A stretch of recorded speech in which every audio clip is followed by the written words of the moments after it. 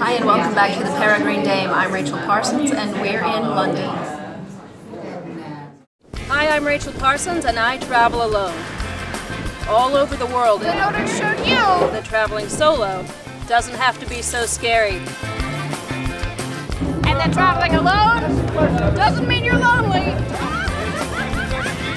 So don't wait for somebody to come with you. The world is not going to wait for you. Don't be afraid. Don't be afraid. Be a Peregrine Dame. Be a Peregrine Dame.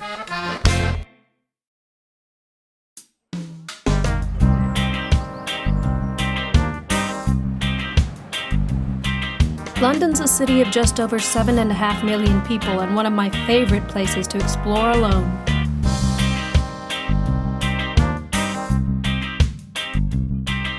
The history, beauty, and architecture rival any city anywhere, and when you happen to catch it on a sunny day, there's nothing that compares.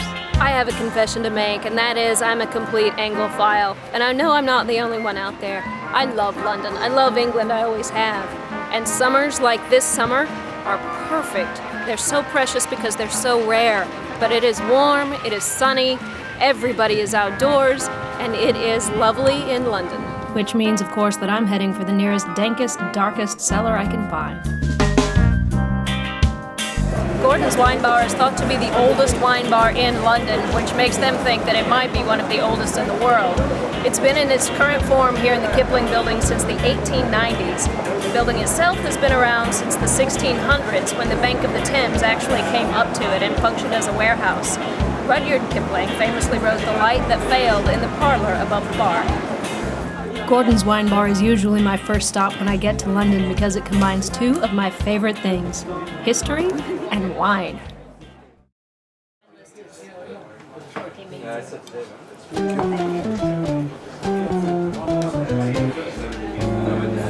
amazing wine list. You can get anything you want, anywhere in the world, and they do their share of their own blended casks as well.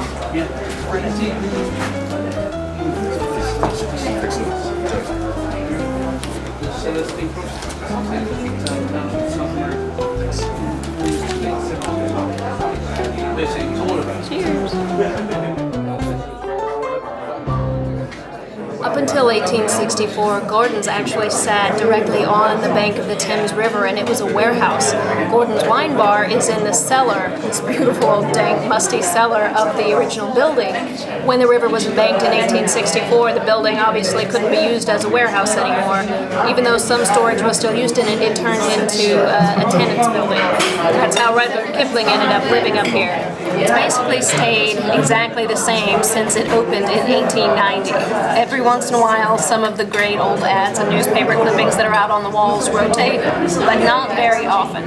Aside from an amazing wine list, there's also always a little buffet outside. You can get cheeses, meats, little bites to eat, little tapas, a little bit of nosh, which is perfect because this is located very near the theater district. And after a show, it's absolutely cram-packed. In fact, you can't move out in the main way, but if you want to come by, get a little bite to eat, have a couple glasses of wine, and talk to the theater crowd, it's the perfect place. There's a tube line that runs right next to this thing, and every once in a while when you're sitting in here, the ground starts rumbling and you can feel the entire building and walls tremble because there's a train that's running directly beside us right now. Which that's kind of a little spooky. It makes you feel a little uneasy knowing that you're, under a bunch of stone with a train running by. So if you're that squeamish, they've got an outdoor option too. Sit outside. You'll be missing the 17th century ambiance, but then again, on a sunny day, nothing compares. Now that we're happily buzzed, let's get out and get some. London's known for many, many things, not the least of which are parks. And in a gorgeous day like today, one of the best parks to be in is Hampstead Heath, near the town of Highgate. And one of the best things about the Heath are the ponds. London is one of my absolute favorite cities, and I think one of the best places for a solo traveler to get their feet wet venturing out alone for the first time. And today, we're definitely gonna get wet.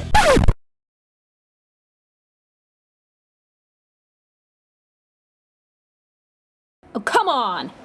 There are ponds for fishing and ponds for swimming. Among the swimming ponds, there's a women's only pond, a men's only pond, and a mixed pond for men and women, depending on what you're looking for. I opt for the mixed pond and feel right at home in my paleness, which I'm normally very self-conscious of. I love not being the least tan one around. But I don't love freezing. Even in the middle of a summer, the ponds are still chilly.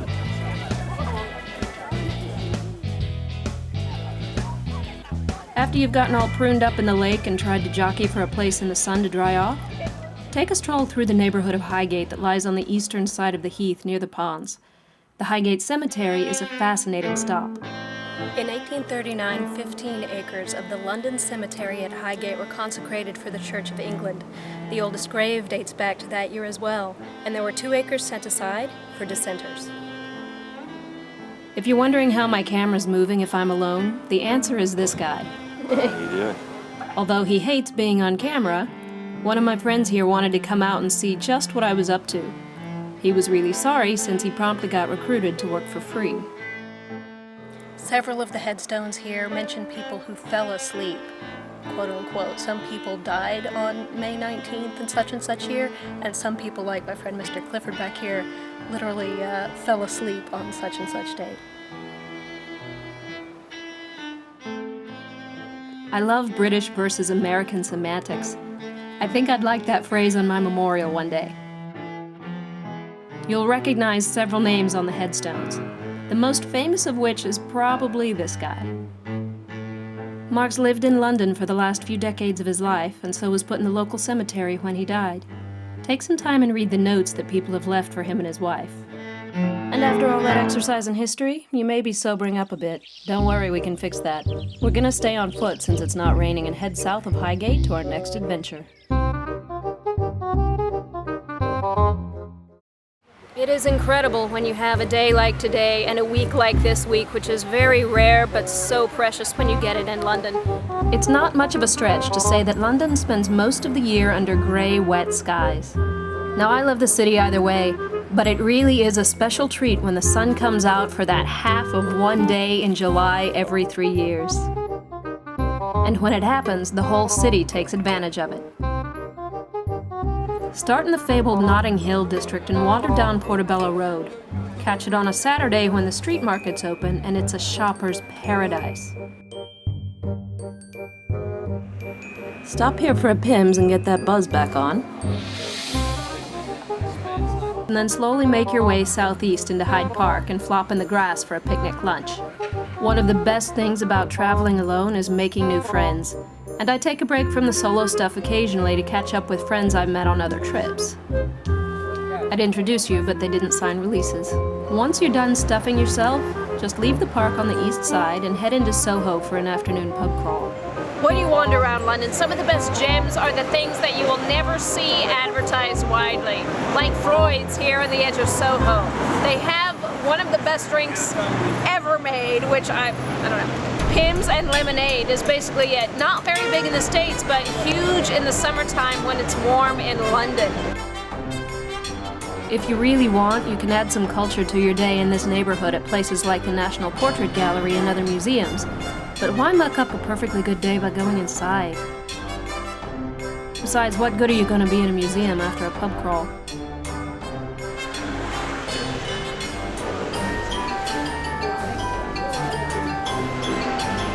Whenever you're in London, then Never mind. I don't remember what I was going to say.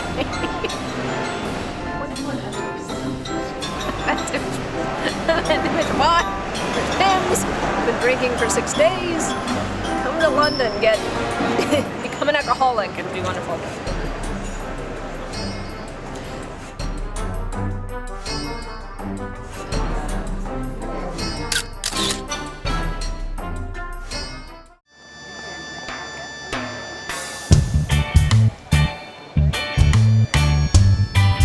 Seasons like this are rare and precious when you get them in England, and so far we've spent time in London. But to really appreciate the full effect of a warm, sunny summer here, you have to get out into the English countryside. So we're heading north of London out into Essex to go punting on the Cambridge River and take a slow drive through the country. Just over halfway to Cambridge, do yourself a favor and stop at the pub where Jamie Oliver grew up in the kitchen and started his culinary education. By now, Jamie Oliver's a household name in the US as well as Britain. Our favorite celebrity chef from the UK that doesn't throw tantrums began right here in Clavering at a place called the Cricketer's Pub, which belonged to his parents, and he grew up in the kitchen. Today we're going to stop here for a quick lunch on the way out to Cambridge.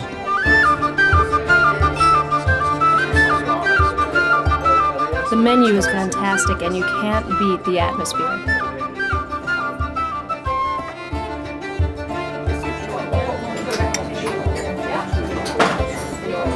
I could sit here all afternoon and stuff my face and drink, but it's time to get to Cambridge and work off some of those calories.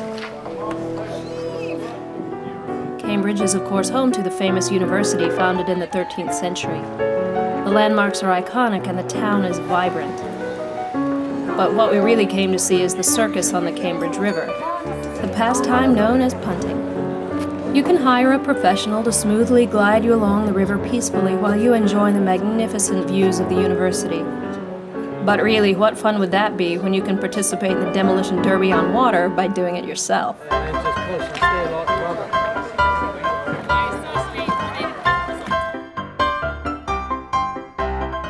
They told me they were good at this.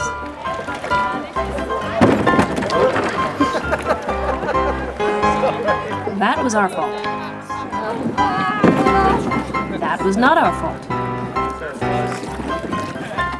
And that was definitely not us. Tired of careening around, I decided to give it a go myself. That guy is clearly a professional. Clearly not. Oh, there's definitely a bit of Viking in you, Rach. This is harder than it looks, although if you just act as a rudder, it's a lot easier. Except the punt weighs as much as I do. I know you're hoping to see me take a dive at any minute, but you're going to be disappointed. I have better sea legs than I thought. Although I don't end up in the drink, I do end up exhausted. So just as I decide to wrap up shooting for the day and simply enjoy the afternoon, it happens. As soon as I turn the camera off, one of my friends gets the pole snagged up on something below and, well... But he came out smiling, if soaked, and got us back to shore. And just in time to get me to the train station. One of my favorite things about starting a trip in London is that Europe is so accessible. I usually try to take long weekends on the continent when I'm in London, and this trip, I've chosen Bruges. It's in Belgium.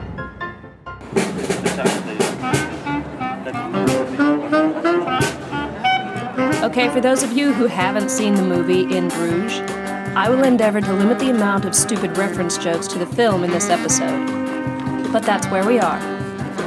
In Bruges.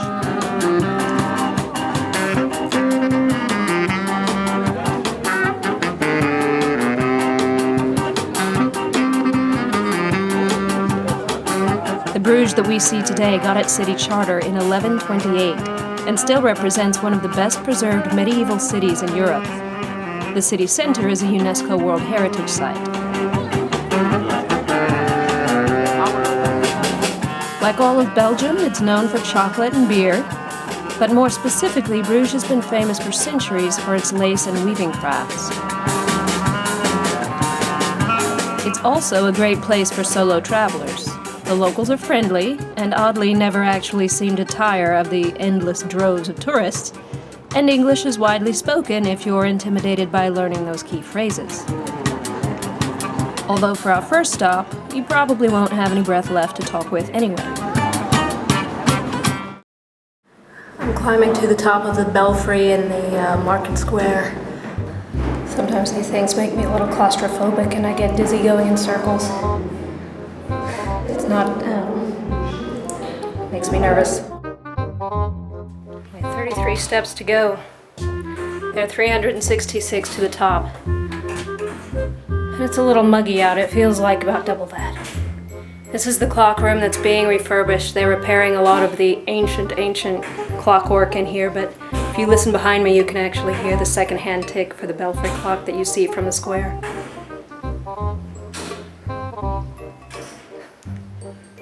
The famous clock tower in the central square was built somewhere around 1240 and was once the city's treasury. Today, for a fee, you can go up for the best view of the city. The 366 steps it takes to get to the top of the belfry here on the market square are basically worth every one, but you do have to be careful. On the way up, I actually stopped to help a girl who had had no lunch and had very little liquids today and was trying to pass out halfway up. She just went all the way back down and didn't make it to the top. So be careful what you do. If you're here in the heat, take precautions, eat something, bring a bottle of water, but once you get up here, the view is worth it.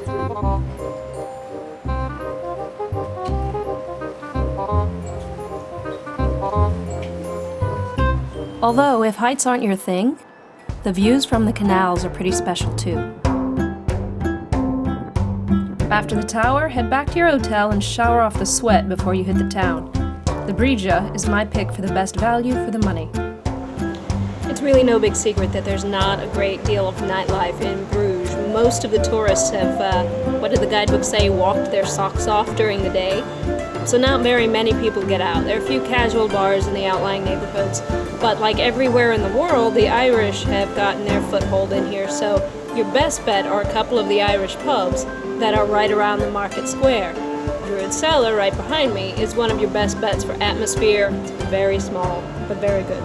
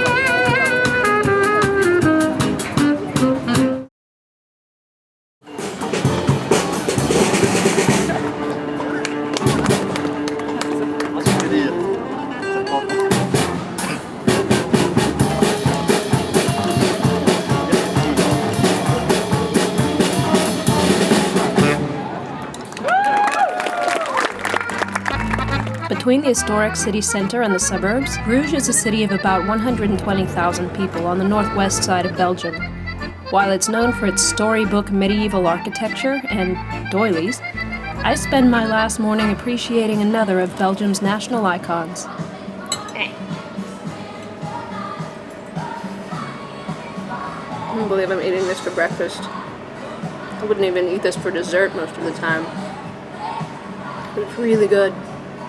The waffle itself is much more pastry-like than ours in America. It's a lot lighter and fluffier, not nearly as dense, a little crispy on the outside. Excellent. It's also covered in ice cream, people. But we'll need the fat to keep up our strength in order to perform a bit of braking and entering at our next stop.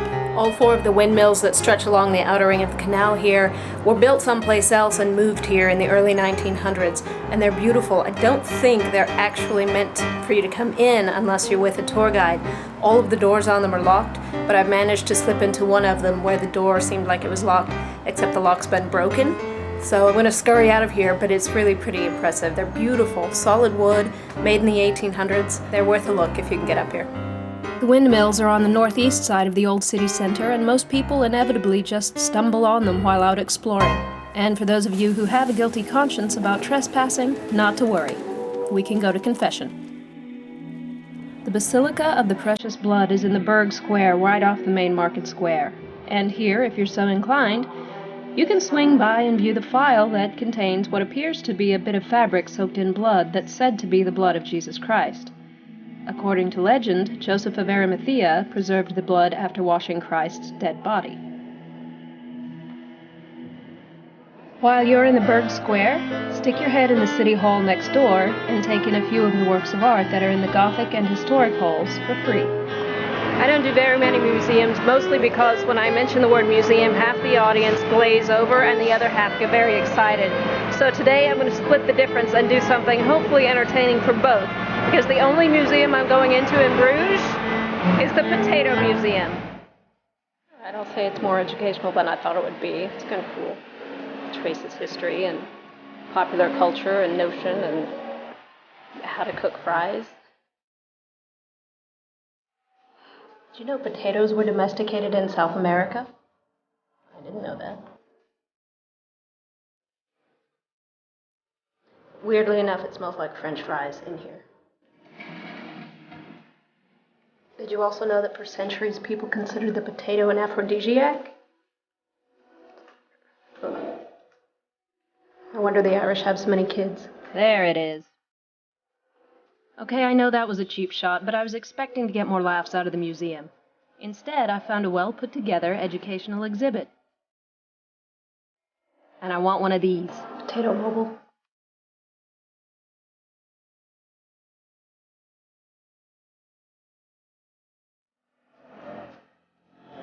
The Frick Museum. Informative and delicious. My favorite kind of travel. To see extra scenes and outtakes, head on over to theperegrinedame.com.